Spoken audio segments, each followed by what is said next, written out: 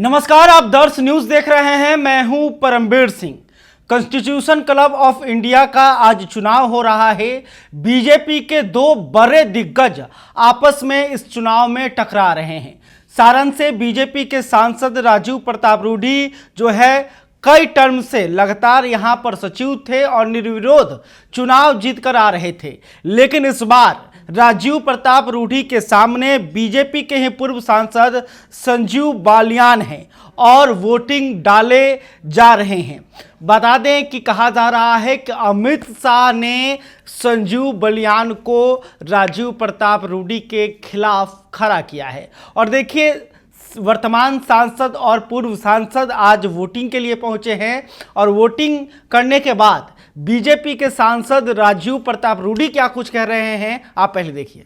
ये बड़ा चुनाव और बहुत ही खूबसूरत चुनाव और सभी दलों का चुनाव और सभी पूर्व सांसद जो सदस्य हैं, वर्तमान सांसद, और मुझे लगता है कि बहुत अच्छे वातावरण में एक बड़ा चुनाव हुआ है और देश के कोने कोने से लोग आए। 96 साल के लातूर से पाटिल साहब आए, हुकुमदेव नारायण यादव आए, शकुनी चौधरी आए। ये 90 वर्ष से सब ऊपर थे, तो शायद एक बड़ा चुनाव, खूबसूरत चुनाव, मित्रों के बीच का चुनाव। और स्वाभाविक है, मुझे तो लोकतंत्र की बड़ी प्रकाष्ठा यहाँ नजर आई जब कांग्रेस के नेता सोनिया जी आई और उनके साथ खारगिल साहब आए, हमारे पार्टी से अमित शाह जी आए और नड्डा साहब आए। लोकतंत्र का असली स्वरूप कॉन्स्टिट्यूशन क्लब के चुनाव में आया, इसलिए सबको बहुत बहुत बधाई। परिणाम अभी आने बाकी है। तो आपने देखा कि राजीव प्रताप रूडी ने क्या कुछ कहा, लेकिन दूसरी तरफ उनके ही साथी निशिकांत दुबे ने राजीव प्रताप रूडी पर बड़ा आरोप लगा दिया। निशिकांत दुबे क्या कुछ कह रहे हैं, आप पहले देखिए। ये कॉन्स्टिट्यूशन क्लब जो है 1947 से है। 1965 में इस बिल्डिंग में वो स्थापित हुआ। सर्वपल्ली राधाकृष्णन जो राष्ट्रपति थे, उन्होंने इसका उद्घाटन किया और तब के बाद ये इतिहास है। आज पहली बार ऐसा हुआ कि 1250 वोटर में लगभग 660 लोगों ने वोट किया है।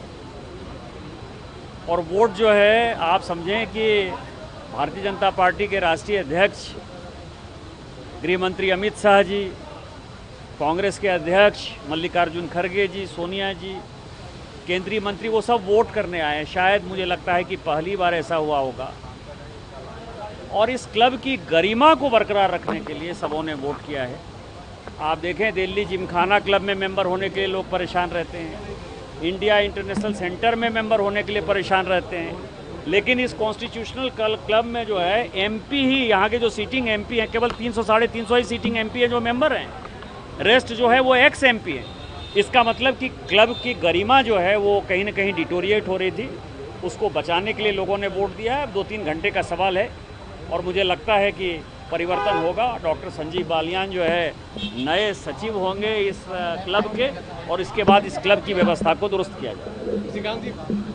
दोनों बीजेपी के दोनों कद्दावर नेता। सवाल बीजेपी का नहीं है, रूडी भी हमारे दोस्त हैं और आज से नहीं, पुराने दोस्त हैं। संजीव बालियान के मुकाबले रूडी मेरे पुराने दोस्त हैं, लेकिन पंच परमेश्वर की एक कहानी है। हम जो इनके गवाह हैं इनके दोस्ती के, और कॉल है इनके। पंच परमेश्वर की एक कहानी है कि बिगाड़ के डर से ईमान की बात नहीं करोगे। तो ईमान ये है कि ये क्लब केवल सांसद और पूर्व सांसद और उनके परिवार का है।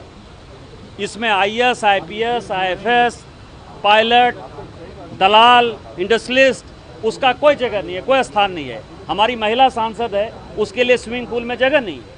हम इतने बड़े जो है, मैं तकियानुसी होना जो है अपनी बातों में पसंद करूंगा, लेकिन हमारी महिला जो है वो किसी पुरुष के सामने स्विमिंग नहीं कर सकती।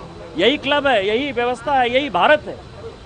इसीलिए महिलाओं के लिए अलग से व्यवस्था होगी और जो भी डॉक्टर बालियान करेंगे हम उनके साथ हों। तो आपने देखा कि निशिकांत दुबे ने कहा कि ये जो क्लब है ये IPS, IAS, पायलटों और दलालों का अड्डा बन चुका है, इसलिए यहाँ पर यह चुनाव बहुत जरूरी था और इस बार परिवर्तन होने वाला है। वहीं दूसरी तरफ पूर्व सांसद शहनवाज हुसैन भी वोट डालने पहुंचे थे। शहनवाज हुसैन ने क्या कुछ कहा है वो भी दिखाते हैं। जिस तरह बच्चे स्कूल में अपना मॉनिटर चुनते हैं तो चुनने से पहले थोड़ा बहुत झगड़ते होंगे, लेकिन ये बहुत बढ़िया से चुनाव हुआ है। सब लोग आपस में मित्र हैं, सत्ता पक्ष और विपक्ष इसमें नहीं है। सबने मिलकर कॉन्स्टिट्यूशन क्लब के लिए वोट किया है। अब गिनती होगी तभी पता लगेगा कौन जीता है, लेकिन ये सही है कि मैं 99 में एमपी बना तो यहाँ कुर्सी रखने के अलावा कुछ नहीं था। आज इतना बढ़िया माहौल बन गया, उसके बाद चुनाव हो रहा है और मावलंकर हॉल बन जाएगा और कितना अच्छा हो जाएगा।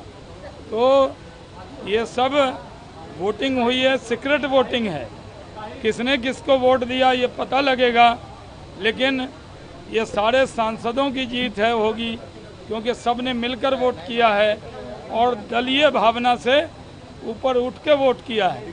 आप लोग कहते हैं कि सांसद लोग दल के नाम पे लड़ते रहते हैं, और यहाँ दल से ऊपर उठकर भी वोट कर रहे हैं। पहली बार दोनों तो उम्मीदवार बीजेपी के ही थे, तो कांग्रेस के भी लोग आए तो बीजेपी के नेता को वोट करके गए। तो लेकिन ये वो बीजेपी के नेता के नाते नहीं, कॉन्स्टिट्यूशन क्लब के सेक्रेटरी के नाते उनका चुनाव होगा। लेकिन इसी का परिवर्तन की लहर दिखाई दे रही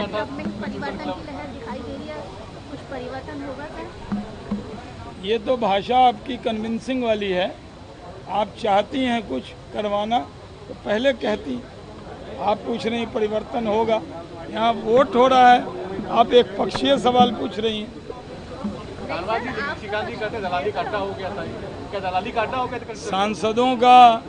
सांसदों का मंदिर है ये। तो आपने देखा कि वोटिंग के बाद नेताओं ने क्या कुछ कहा।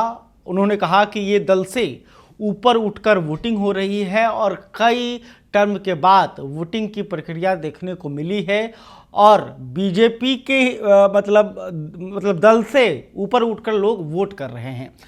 लेकिन सवाल यह है, क्योंकि जिस तरह से लगातार चर्चा हो रही है कि आखिर इस चुनाव की ज़रूरत क्यों पड़ी, जब राजीव प्रताप रूढ़ी इतने टर्म से लगातार इस क्लब के सचिव थे, तो फिर बीजेपी के तरफ से एक और प्रत्याशी क्यों खड़ा हुआ? क्या इसके पीछे सच में अमित शाह की कोई चाल है? क्या एक बार फिर से राजीव प्रताप रूढ़ी इस चुनाव को जीत पाएंगे या फिर अजय बालियान जो हैं वो इस चुनाव को जीतेंगे? अब सवाल है कि राजीव प्रताप रूढ़ी इस चुनाव को जीतेंगे या फिर संजीव बलियान जो है वो बाजी मारेंगे। परिणाम का इंतजार करना पड़ेगा, परिणाम आने के बाद ही सब कुछ क्लियर हो पाएगा। खैर, अभी तक आपने हमारे चैनल को सब्सक्राइब नहीं किया है तो तुरंत कर लें। इस खबर को लेकर आप क्या सोचते हैं कमेंट करके बताइएगा।